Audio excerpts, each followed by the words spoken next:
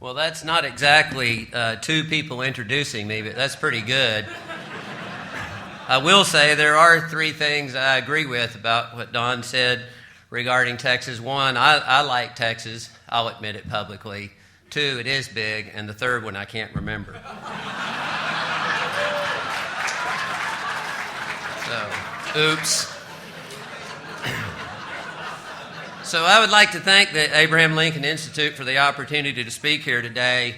My father, who was a university administrator for 25 years, once told me that the definition of a faculty member is someone who thinks otherwise. And today I want to talk to you about people who think otherwise regarding Abraham Lincoln. And as we go through this today, I do have a timeline. I'm going to try to tell you a story about Abraham Lincoln's critics, and we'll start in 1865 simply because of time constraints. And the top tells you a little bit of the criticisms of the era, and the bottom part, of course, is the major events of that era. And once, of course, slavery had been abolished, then the fear of racial equality became much more of a concern for Lincoln's critics. And then his background, his vulgarity, from his critics' perspective, was always of central concern to them.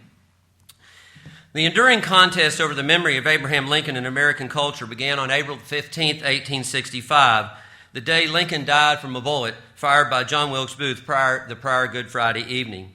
After breakfast that morning, Secretary of the Navy Gideon Welles proceeded to the executive mansion and encountered a poignant scene.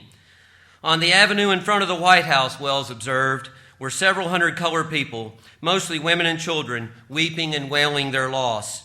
This crowd did not appear to diminish through the whole of that cold, wet day. 10 days later, the Navy Secretary wrote in his diary that on the day of Lincoln's funeral, there were no truer mourners when all were sad than the poor colored people who crowded the streets, joined the procession, and exhibited their woe, bewailing the loss of him whom they regarded as a benefactor and father. Women as well as men with their little children thronged the streets, sorrow, trouble, and distress depicted on their countenances and in their bearing, end quote. The nearly 2-week procession of Lincoln's body from Washington, D.C. to Springfield, Illinois, was not only instrumental in allowing the northern section of the country the opportunity to mourn their dead leader, it began and perhaps obscured the process whereby Lincoln was transformed from a deeply controversial leader into a martyr saint for the new American nation, recreated from the crucible of civil war. As Northerners mourned their slain president across the country, the Houston Tri-Weekly Telegraph printed an editorial written by the well-known Galveston attorney William Pitt Ballinger, expressing jubilation that Lincoln had been murdered. Ballinger exulted that there was, quote, not a soldier nor a woman, an old man nor a lisping child, but feels the thrill, electric, divine, at this sudden fall of the chief of our oppressors. Ballinger compared the dead president to previous tyrants, including Attila the Hun, Caesar, and Robespierre. But he declared Lincoln the grimmest monster history has ever produced.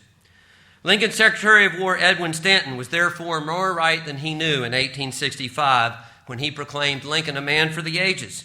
For the arguments surrounding Abraham Lincoln and the type of nation American wishes to be remain bitterly contested nearly 150 years after his death. The opposition to Lincoln that began even before his presidency persists to the present day and has always been rooted in different visions of the American nation, the meaning of freedom and equality, and what role, if any, the federal government should play in maintaining a link between these two American ideals. After Lincoln's murder, condemnations of the president continued, although they were relatively muted in the aftermath of the war, in the immediate aftermath of the war. Still, Lincoln was attacked by Northerners as well as Southerners for centralizing power in Washington, D.C., for what some perceived as his coarse or vulgar frontier background, for being an unbeliever who did not fully embrace Christianity, and for supposed wartime atrocities such as ignoring prisoner exchanges with Confederates.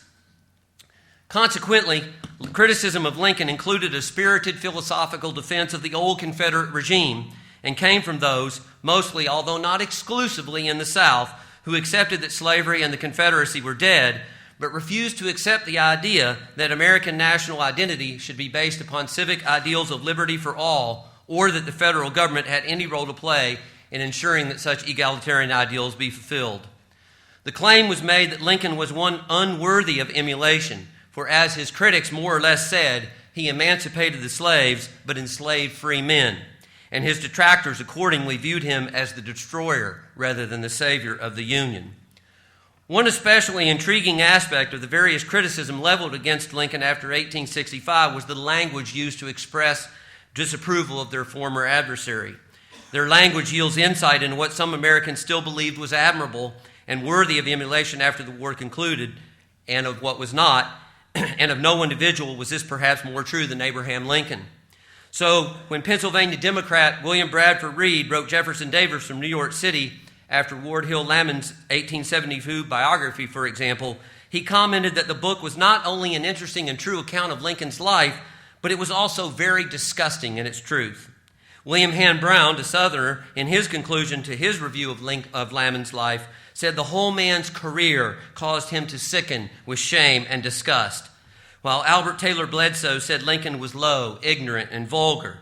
And the editor of the Kentucky Sign of the Times said the president was the father of smutty stories. And it was alleged after the war that the governor of Indiana and future vice president of the United States, Thomas Hendricks, had said Lincoln was a smutty old tyrant, and this was used to try and discredit Hendricks politically. Some of these attacks on Lincoln were an important part of the lost cause, a concerted and largely successful effort of influential men and women across the South to glorify the Confederacy and the alleged righteousness for which they had fought between 1861 and 1865. Many of the leading postbellum thinkers in the South and advocates of this movement were, like Albert Taylor Bledsoe, male ministers, skeptical of democracy and modernity, men who looked sympathetically upon what they saw as the Christian, patriarchal, and hierarchical nature of the Old South. What was especially disconcerting about the defeat of the Confederacy in the Civil War from such a viewpoint was that an allegedly beautiful and superior Christian civilization had been killed, or at the very least contaminated, by an inferior society led by a supposedly disgusting, low-bred infidel named Abraham Lincoln. Because of Lincoln, the worst men now commanded the better. Abraham Lincoln was, to stand a then prevalent image of the president on its head, not the first American, rather he was the worst and unworthy of national adulation. Still, most Americans, especially African Americans, celebrated Lincoln's life. He was the great emancipator and savior of the Union, and they enthusiastically portrayed the president as a compassionate, forgiving, and Christian figure. In fact, many white Southerners hostile to racial equality found in tacitly acknowledging this image of Lincoln a useful method for resisting federal power and the ideals of civic nationalism such power served. Such a compassionate president, they alleged, would never have foisted the horrors of racial equality on the white South at the point of a United States Army bayonet. From the 1890s onward, as the generation that fought the Civil War passed away and Northerners withdrew from their commitment to meaningful liberty and equality for African Americans, alongside the use of federal power to ensure its continuation, white Southerners more publicly challenged the idea that Lincoln saved the Union or was a model American. Individuals in the former states of the Confederacy, associated with organizations such as the United Daughters of the Confederacy, mimicked their Northern counterparts who praised the Union and lauded Lincoln. Instead, they glorified the Confederacy and accused Lincoln of laying the groundwork for American imperialism, domestic and foreign. This outlook was widely disseminated throughout the former states of the Confederacy in monuments, schools, textbooks, and other publications. Consequently, education or indoctrination constituted an important battlefield for Lincoln's critics. But some of Lincoln's detractors set their sights on bigger game, specifically the very nature of the United States, including whether or not America should become a world imperialist power. In 1901, a pamphlet appeared entitled The Real Lincoln, the result of a collaboration between two uncompromising Confederate sympathizers, Charles L.C. Minor and Kate Mason Rowland. It was later expanded into a book of the same title, a book which for decades became among Lincoln's enemies a virtual Bible to consult for negative criticism of the president.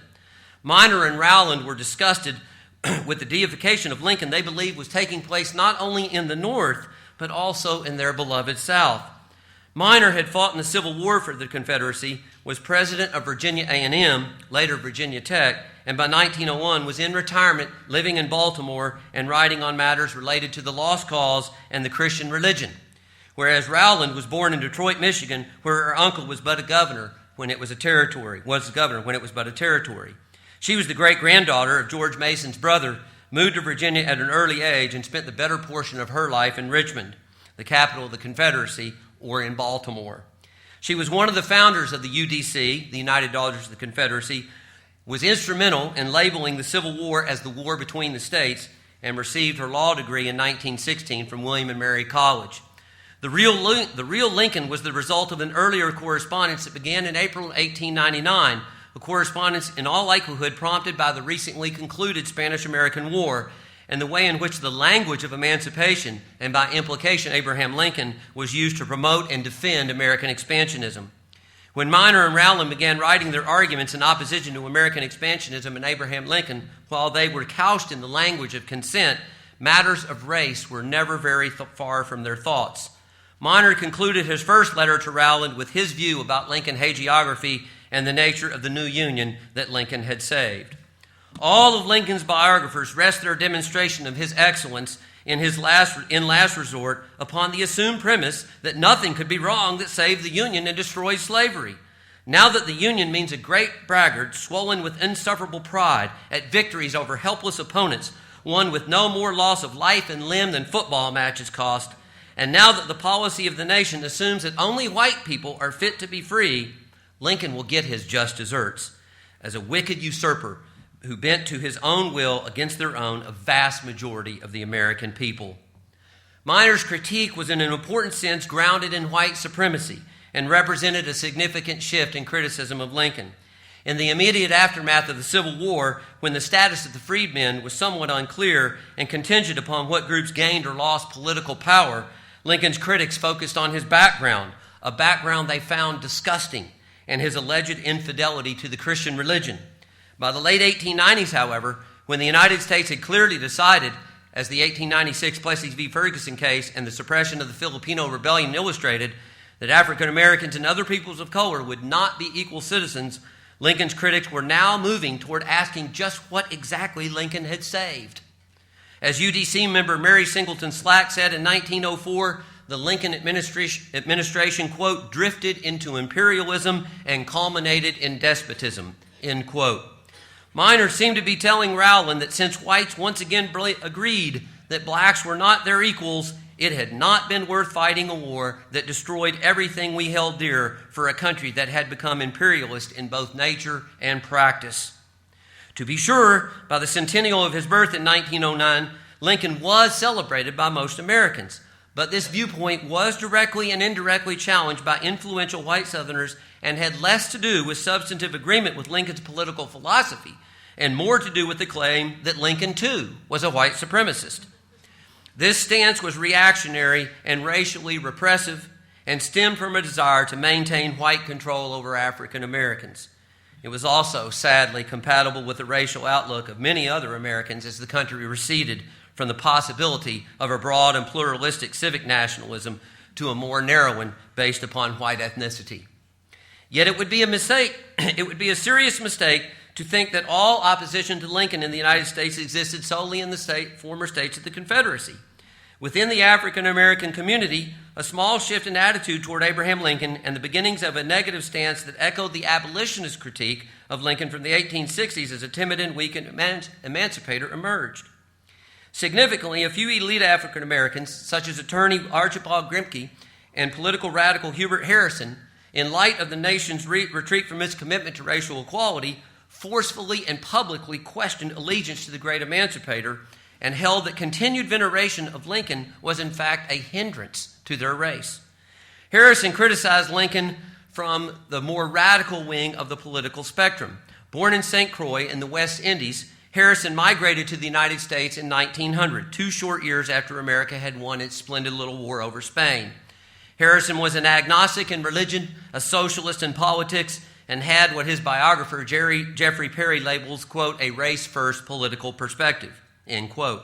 By 1920, he was the editor of Marcus Garvey's Negro World, the magazine of the United Negro Improvement Association, and he was an enormously influential figure in the early part of the century among African Americans, so much so that one of Harrison's predecessors at the Negro World, W.A. Domingo, said that, quote, all followed Hubert Harrison.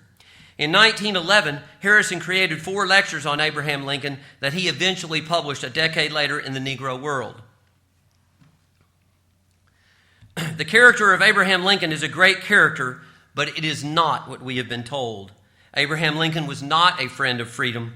Abraham Lincoln was not a friend of Negroes. Abraham Lincoln was not an altruist, and it is high time that we Negroes, Harrison wrote, should be aware of this simple historical fact. Ironically, Abraham Lincoln himself probably would have agreed with some aspects of Harrison's other criticisms, but he would have disagreed, and as Dr. Foner said this morning, that his policies were set in stone when in fact they were constantly evolving during the course of the Civil War. And that's one thing I've noticed about all Lincoln critics. They all bring up the 1858 Charleston speech. They never bring up the 1865 speech where he's talking about African American suffrage. At any rate, still there was a significant difference between African American criticism of Lincoln and those Lincoln loathers who sprang from the lost cause tradition. Men like Harrison grasped an important truth in their analysis of Lincoln's shortcomings. They directly challenged established boundaries of thought regarding Abraham Lincoln in their encouragement of African Americans to emancipate themselves from all forms of dependence on whites and demonstrate their intellectual humanity to an age in which they were treated inhumanely in an act of intellectual liberation analogous to their enslaved ancestors during the Civil War. Consequently, criticisms of Lincoln's deficiencies from men like Harrison reflected an understandably bitter discontent with the unfulfilled egalitarian promises of the Civil War and Reconstruction, while Lincoln's white critics in the former states of the Confederacy hated the president in part because the war and Reconstruction introduced and established, however briefly, the principle of racial equality. Between the Great War and the end of World War II in 1945, criticism of Lincoln went national, even as his reputation reached its zenith among the majority of Americans. The denunciations of Lincoln displayed a distinct opposition to modernity, as Lincoln was seen by his adversaries as its embodiment. Because one aspect of modernity entailed an enhanced authority for federal power, especially during the Great Depression and Franklin Roosevelt's New Deal, opposing Lincoln was also one way to oppose such power and its potentially worrisome consequences for continued white supremacy.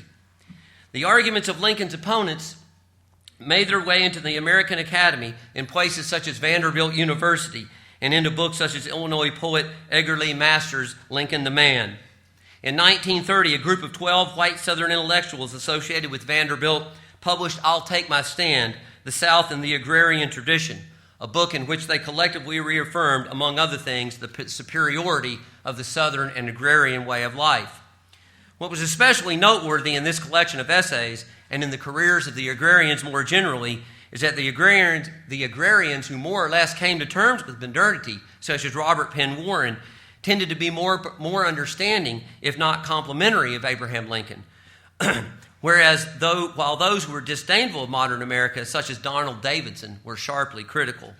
Davidson, who fellow agrarian Alan Tate characterized as the leader of the Southern agrarians, was perhaps the most determined Lincoln critic. A fierce opponent of modernity and industrialism, Davidson denounced against the shallow values of industrial America, which he believed included the myth of Lincoln as an American god. In a 1935 review of Burton Hendricks' The Lees of Virginia, Davidson rebutted the author's claim that the influence of the Lees is gone forever because Arlington, Lee's ancestral home, was a national cemetery. The fruit of Lincoln's victory, Davidson wrote, represented in sprawling, confused industrial America, is a more pitiful sight than the desolate Lee plantations, for it is hardly even a noble ruin. However effective it may have been as a war measure, Lincoln's Emancipation Proclamation was an inept bit of civil statesmanship, for it put the Negro problem beyond the hope of any such solution as America has been able to use for the Indian problem. By letting himself be used as the idealistic front for the material designs of the North, Lincoln not only ruined the South, but quite conceivably ruined the North as well. And if fascism or communism ever arrives in America, Lincoln will have been a remote but efficient cause of its appearance.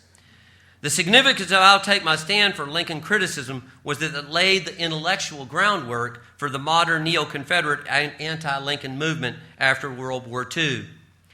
Emboldened by FDR's presidency and discouraged with the nation's departure from the ideal of racial equality and its long retreat into violent ethnic nationalism, harsh criticism of Lincoln seeped even further into the African American community and was shared by some ex-slaves in the Works Progress Administration interviews.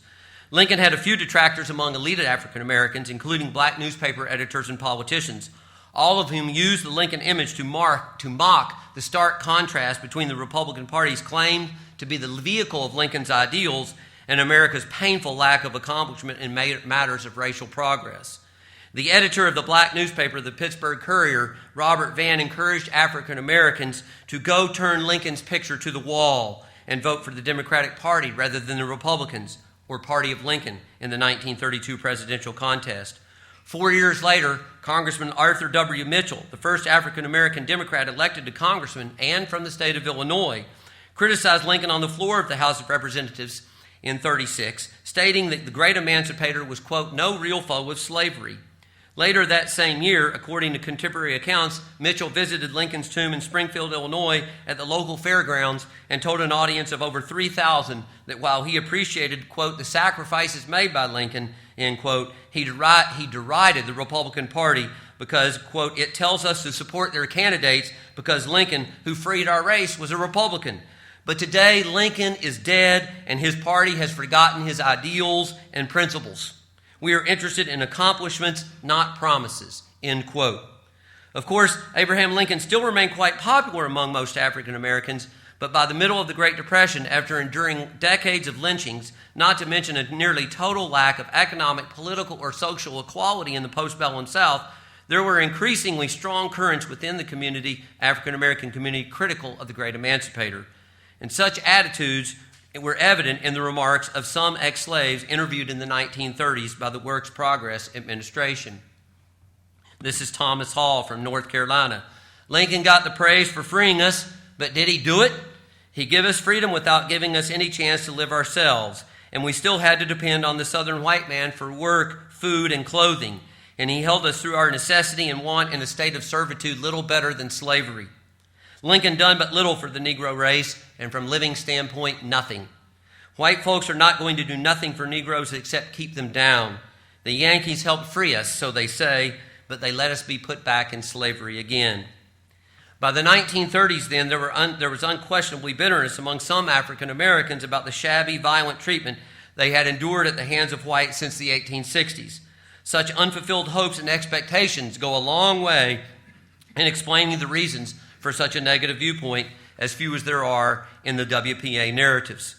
Black Southern hostility anticipated by decades a decidedly negative view of Lincoln that would reemerge decades later within the African American community and the country at large during the Civil Rights Movement, especially in Lerone Bennett's seminal 1968 piece claiming that Abraham Lincoln was a racist. Finally, this signaled the beginnings of an important shift in attitude among African Americans away from the Republican Party, the party of Lincoln, and toward the Democrats as the party that would best guarantee their basic human rights. After 1945, in a society that became more racially pluralistic, more secular, and attentive to merit rather than birth, and more disdainful of a narrow American national identity based upon white supremacy, Lincoln was attacked far less for his background or religious beliefs and more for his expansion of executive power, allegedly messianic wartime rhetoric, and for his shortcomings on race. In opposition to the Civil Rights Movement, or Second Reconstruction, Lincoln was criticized by conservatives and libertarians alike for executive overreach. From Alexander Stephens onward, some conservatives had advanced the argument that Lincoln's presidency was the turning point towards centralism in the federal government, a centralism they keenly resisted once African Americans renewed their freedom struggle in the 1950s. More than any other conservative after World War II, Harry Jaffa directly challenged this hostile judgment in his 1959 book, Crisis of the House Divided, and in subsequent essays. In the process, he helped reshape American conservatives' public attitudes towards Abraham Lincoln. Jaffa advocated Lincoln as the most prominent American defender of natural rights, freedom, and equality, political principles Jaffa argued in numerous controversial writings conservatives should embrace. Libertarians such as Frank Meyer and Murray Rothbard challenged the pro-Lincoln view promulgated by Jaffa to significant long-term effect, Meyer especially in the pages of Buckley's National Review magazine. For Rothbard especially, libertarianism was, quote, a political philosophy confined to what the use of violence should be in social life, end quote. And given his hatred for the state, which he believed that war always enlarged, a position he perpetually advocated, Rothbard disdained Lincoln and his alleged deification in American culture.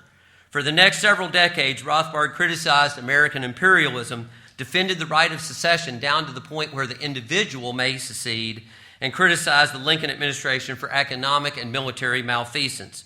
Rothbard's attack on Lincoln demonstrated once again that argument about Lincoln was more often than not a discussion about the nature of the American nation itself.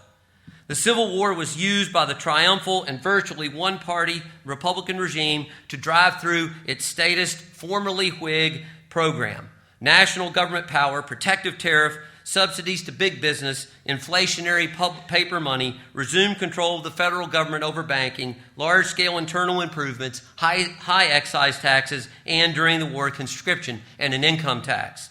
Furthermore, the states came to lose their previous right of secession and other states' powers as opposed to federal government powers. Now, Abraham Lincoln was not necessarily the person most central to Rothbard's intellectual work, but criticizing Lincoln was an important vehicle with which to advance his ideas. In other words, if praising Lincoln served the interests of the state, as Rothbard believed and argued, then criticizing him could serve his own anti-statist inclinations and interests. Rothbard nevertheless broke with William F. Buckley Jr. and the New Right in the early 1960s, concluding, quote, that the entire right wing had been captured from within by its former enemy, war and global intervention, end quote, and Rothbard instead sought an anti-war alliance with the left. By consistently following an anti-war and anti-isolationist star, he wrote, I had shifted, or rather been shifted, from right-wing Republican to left-wing Democrat. As a result, Rothbard was virtually alone in libertarian circles, and even Frank Meyer eventually wrote him out of the conservative movement. Rothbard's condemnation of Lincoln nevertheless anticipated New Left historian William Appleman Williams' ideas by nearly a decade, and although his attempted fusion with the left ended in failure and disappointment, he persisted in his advocacy of anarcho-capitalist ideals until his death in the 1990s. Just as Harry Jaffa crossed intellectual swords with libertarians, he fought a similar battle with the traditional Southern conservative M.E. Bradford, a professor of literature at the Catholic University of Dallas. Bradford began publicly attacking Lincoln in the early 1970s, and he directly challenged Jaffa's ideas a few short years later, with Jaffa vigorously counterpunching in a decades-long exchange over the Lincoln legacy in American life. Bradford was a proud intellectual descendant of the agrarians, especially Donald Davidson, a notable Faulkner scholar and much esteemed by his intellectual compatriots. The Texan was the author of numerous books, including The Reactionary Imperative, Essays Literary and Political. Indeed, Bradford proudly labeled himself a reactionary. Quote, reaction is a necessary term in the intellectual context we inhabit in the late 20th century. Merely to conserve is sometimes to perpetuate what is outrageous, end quote. In the early 1980s, Bradford's excoriations of Lincoln had personal and public consequences when he was nominated by President Ronald Reagan in 1981 to be the chairman of the National Endowment of the Humanities. Sponsored for the NEH post by Senators John Tower from Texas and Jesse Helms from North Carolina, and ironically supported by Harry Jaffa, Bradford's nomination ran into immediate trouble with conservatives, or neoconservatives, upset with his views about Abraham Lincoln. Neoconservatives, many of whom were former liberals, staunchly anti-communist, and hardly reflexively anti-government, had no use for Bradford's critique of the president. Consistent with the American tradition of groups holding divergent viewpoints about Lincoln within their own movement, Bradford's writings were sharply criticized by such conservatives. The influential Newsweek columnist and televised commentator George Will voiced his negative opinion about Bradford in a Washington Post column after the University of Dallas professor's nomination had been derailed. Political eccentrics, Quote, political eccentrics can contribute to the public stock of harmless pleasure, Will counseled, but it is not harmless for a great political party to mock its noble past, end quote. William Bennett, a PhD from the University of Texas in political philosophy, received the nomination instead of Bradford. Bradford may have been denied his post, but he did not cut and run to Texas without responding to his critics. In the Washington Post, Bradford unapologetically delivered a hostile parting shot to George Will and his critics. My contribution to the critique of Lincoln has been an analysis of Lincoln's rhetoric, an idiom that contributed to the death of 600,000 American boys. I have also spoken of Lincoln's claims to intimacy with the divine will, a limited link to such political demigods as Napoleon, Lenin, and Hitler, and his willingness to waste northern lives in search of a Republican general to command his armies. The Bradford Controversy was significant for another reason. Namely, Bradford was but one figure in a long tradition of white Southern Christians, many of whom were Lincoln critics, who interpreted the Civil War as a war between a Christian Confederacy and an allegedly atheist or unorthodox North. From Southern antebellum theologians Robert Louis Dabney, James Henley Thornwell, and Benjamin Morgan Palmer, to Lincoln detractors such as Albert Taylor Bledsoe, Mildred Lewis Rutherford, to Bradford, such thinkers portray the Confederate States of America in reverential, even Christian terms, while the North and Abraham Lincoln were depicted negatively as atheists. By the end of the Cold War in 1989, or shortly thereafter, Bradford's brand of Lincoln derision had been largely expunged, or more accurately, momentarily driven underground from mainstream conservatism as politically toxic. Although National Review's cover in December 1989 displayed Lincoln's visage with the caption, "Dishonest Abe, a new look at the Lincoln myth," accompanied by a hard-hitting analysis of Lincoln's speeches by Thomas Fleming, the piece was rebutted by Jaffa a little over a month later, and Bradford disassociated himself from William F. Buckley Jr. and National Review in 1991 when his critical review of James McPherson's Abraham Lincoln and the Second American Revolution in 1991 was not published, according to Bradford, out of fear, quote, that it might be taken as an expression of the magazine's editorial philosophy, end quote. Fleming and Bradford subsequently published their writings in other venues, such as Southern Partisan Magazine and Chronicles, a magazine of American culture. On the centennial of Lincoln's birth in 2009, National Review pictured Lincoln on its cover with an admiring article inside the magazine by historian Alan Gelzow extolling Lincoln's conservative virtues. Still, neo-Confederate ideas were never eliminated entirely from the conservative movement. Public expression of Lincoln animosity, however, would not be tolerated unless the political atmosphere changed considerably. Changing political realities contributed to another historic shift in post-war opposition thought during the 1960s as some African Americans reevaluated Lincoln's presidency in light of the Civil Rights Movement and the American invasion of Vietnam. The foremost proponent of what might be termed a neo-abolitionist critique came from Lerone Bennett Jr., an African American historian, senior editor of Ebony magazine, and author of a landmark 1968 essay entitled "Was Abraham Lincoln a White Supremacist?" Bennett once admired Lincoln, but his attitudes about him began to change during his childhood in 1930s Mississippi. According to Bennett, he read Lincoln's words from his debate with Stephen Douglas at Charleston, Illinois, where Lincoln had said that he did not see or have any desire to see blacks made the equals of whites in the United States. And Bennett said, quote, "I read it and I was just absolutely shocked," end quote. By February 1968, when Bennett's essay appeared, the Civil Rights Movement had won important victories with the passage of the Civil Rights Act of 1964 and the Voting Rights Act of 1965, but much remained to be achieved in terms of economic and social equality. In addition, rioting in such places such as Watts in Los Angeles in 1965 had occurred, and Martin Luther King Jr. had come out against the Vietnam War in 1967, a war in which blacks and the poor were disproportionately being drafted and killed in Southeast Asia. Thus, Americans from all walks of society were wondering if their country was unraveling, and it would not have been unusual in such a context for Americans to wonder what might Lincoln have done to address such dilemmas. But it was Bennett's view that Lincoln provided no guidance at all regarding current dilemmas because he was, in fact, a large part of America's racial problems. For in the final analysis, Bennett wrote, Lincoln must be seen as the embodiment, not the transcendence of the American tradition, which is, as we all know, a racist tradition. In his inability to rise above that tradition, Lincoln, often called the noblest of all Americans, holds up a flawed mirror to the American soul. And one honors him today, not by gazing fixedly at a flawed image, not by hiding warts and excrescences, but by seeing oneself in the reflected ambivalences of a life which calls us to transcendence, not imitation.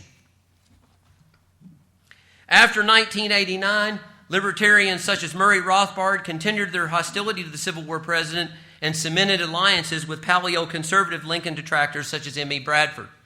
Between the end of the Cold War and the commencement of the War on Terror in 2001, these critics formed a paleo-libertarian movement that continued the standard charges against the Civil War president, but also stressed that Lincoln had been a war criminal, the precursor to the warfare welfare state, the father of big government that they believed was destroying America's limited constitutional republic. By the turn of the century, loathing Abraham Lincoln had become, at least for paleo-libertarians, what Chronicles magazine called in 2001, quote, a litmus test for American conservatism. And in the ensuing decade, contempt for Lincoln reemerged into conservative thought. As Emory University philosopher Donald Livingston explained, Abraham Lincoln is thought of by many as not only the greatest American statesman, but as a great conservative. He was neither. Understanding this is a necessary condition for any genuinely American conservatism. Indeed, in a 2002 symposium on the war between the states, held in the pages of Murray Rothbard's former periodical, the Journal of Libertarian Studies, Davidson claimed that the 1860 attempt to dismember the Union by peaceful secession was morally sound, and that the North's invasion to prevent secession and to create a consolidated American state was morally unsound. Consequently, Livingston argued that libertarians needed to rewrite the history of the Civil War in a deliberate attempt to change America's entire historical narrative, and he cited several books in particular that he believed worth mentioning in their endeavors, including Thomas D. Lorenzo's The Real Lincoln, A New Look at Abraham Lincoln, His Agenda, and an Unnecessary War. Prior to President Obama's election, Congressman and presidential candidate Ron Paul had parroted some of libertarian author Thomas D. Lorenzo's arguments from The Real Lincoln about the so-called needlessness of the Civil War on Meet the Press in 2007. And Congressman Paul has made it clear that he does not think Lincoln was one of the country's greatest presidents, while in 2011, D. Lorenzo testified in front of Congressman Paul's House Financial Services Committee on monetary policy. Paleo-libertarians all hold in one way or another that Southern secession was right, good, would have aided rather than hindered the anti-slavery cause, and animated by the American tradition of limited government. Lincoln's decision to fight a war to prevent secession, a war that only came about because of his poor statesmanship, they argue, was a war of conquest, unjust and immoral, and the methods by which he waged it were incompetent or worse, unconstitutional, barbarous, and criminal. In their view, the war led to, among other things, the tragedy of Reconstruction and the centralization of the neo-mercantilist American state, or as D. Lorenzo defines it, tax-funded subsidies to politically well-connected businesses and industries, protectionism, and nationalized banking. Thus, Lincoln was not the great emancipator, but the great centralizer. The victors are never charged as war criminals. Of course, only the losers are. This was true in 1865, and it is true today, D. Lorenzo wrote. Lincoln's abandonment of the internationally agreed-upon rules of war as codified by the Geneva Convention of 1863 and his demolition of constitutional liberties established precedents that would provide countless excuses and rationalizations for empire-building and warmongering politicians throughout the world in the decades to come. Politicians of all parties would routinely invoke the name of the martyred Lincoln to justify their own schemes to run afoul of the Constitution, international law, and commonly accepted norms of morality. The reactionary conservative scorn for Lincoln was thus poised to surge with the election of the first African-American president and a staunch Lincoln admirer, Democrat Barack Obama, to the presidency in 2008. In contrast, Lincoln's more liberal detractors tended to drift into political insignificance. As the most powerful African-American politician, it could be argued, in the history of mankind, was inaugurated on the bicentennial of Lincoln's birth in 2009, an event seen by many as fulfillment of the Civil War president's ideals. It was nevertheless clear that by the bicentennial of his birth in 2009, animosity for Lincoln had resurfaced into conservative thought and the Republican Party Lincoln helped create.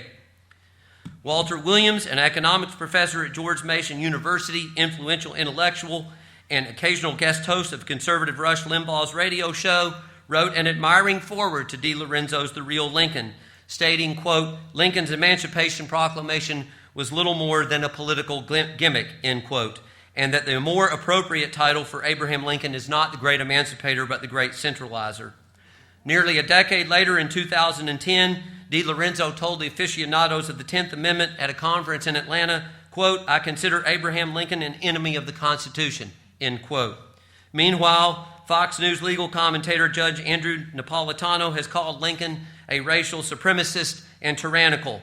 Congressman and 2012 presidential candidate Michelle Bachmann from Minnesota has, like Congressman Paul, equated antebellum slavery with economic enslavement. And her intellectual mentor, Oral Roberts University law professor John Eidsmoe, has claimed that Jefferson Davis, quote, "Jefferson Davis and John C. Calhoun understood the Constitution better than did Abraham Lincoln," end quote.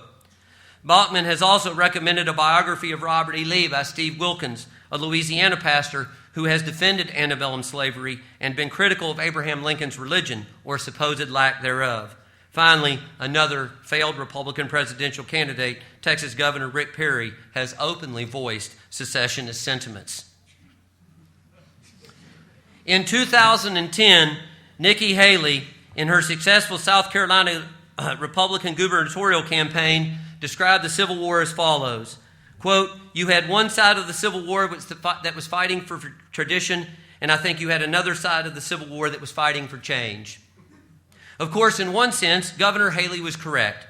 Lincoln wanted the United States to eventually become a nation without slavery, while the Confederacy wanted to become a nation with slavery. But surely someone of Governor Haley's intelligence and political skills knew precisely what she was saying when she obfuscated the simple truth that white South Carolinians in the 1860s wanted to preserve slavery and instead said that they were fighting for, quote, tradition. By claiming that the North was fighting for change, moreover, she was perhaps associating the Union armies with the campaign slogan of Democratic presidential candidate Barack Obama in 2008. The refusal to face squarely the issues involved in the Civil War and instead hide them in euphemisms is a degradation of our political discourse and the ability of our nation to face squarely in the importance of slavery and Abraham Lincoln to the country's past and future. Equally important would be for Americans to remember the contribution that Abraham Lincoln made to ending the wicked institution that had become, by the innumerable decisions of Americans, inextricably woven into the fabric of the nation's life by 1860. Then perhaps Americans can look at Abraham Lincoln not as a perfect man or president, but as a flawed human being and politician who, in the midst of the greatest crisis in the country's history, possessed an instinct for freedom and equality on behalf of those who had little of either, and preserved the country from those who instead had an instinct for slavery and inequality on behalf of their own narrow self-interest. And they could perhaps be appreciative for his life and work in creating, as he said in his last written words, a union of hearts and hands as well as of states. Thank you very much, ladies and gentlemen.